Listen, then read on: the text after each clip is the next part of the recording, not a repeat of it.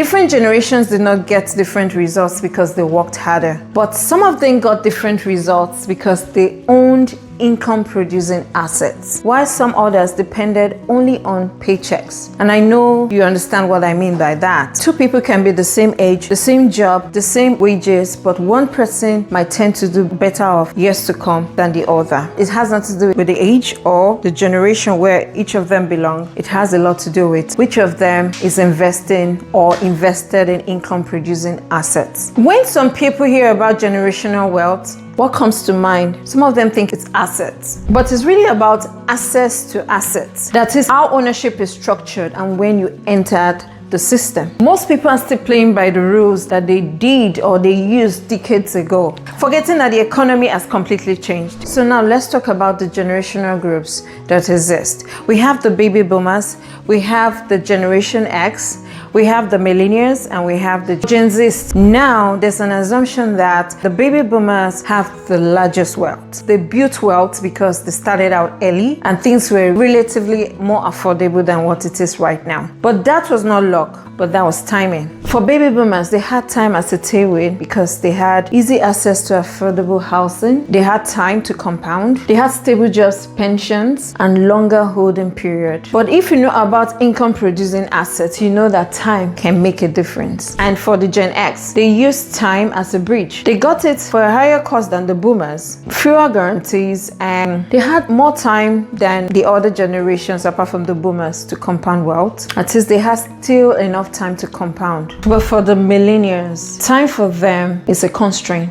They are faced with delayed ownership. Right now, the average age for people to own their home is now 40 years. If you're 40 years right now, you're a millennial. We are seeing delayed ownership, and delayed ownership will definitely lead to the ability for you not to compound on time. And most of them have overwhelming students' debt. I can go on, but the bottom line is they have time constraints. They are not really able to compound wealth like the way the baby boomers, the Gen X would have had, because those ones had time to compound. And for Gen Z, time for them is a decision point because they are in a period of broken traditions, inflation eroding their wages, asset prices is out of reach or more than their savings. The advantage for them is how early they're willing to go in. One thing that stands out in all the generational groups I've mentioned is that all of them have the opportunities to create wealth. But the difference between the different people that created wealth in those different generational groups is that some of them took advantage of time. That is, how soon did any of those groups get into the system? And that is where multifamily comes in. The multifamily isn't about shortcuts, but it's about owning income producing assets in a system where doing it alone does not work. Multifamily helps you compress time because having to do multifamily syndication means that you have easy access to funds, easy access to owning bigger assets, compounding them,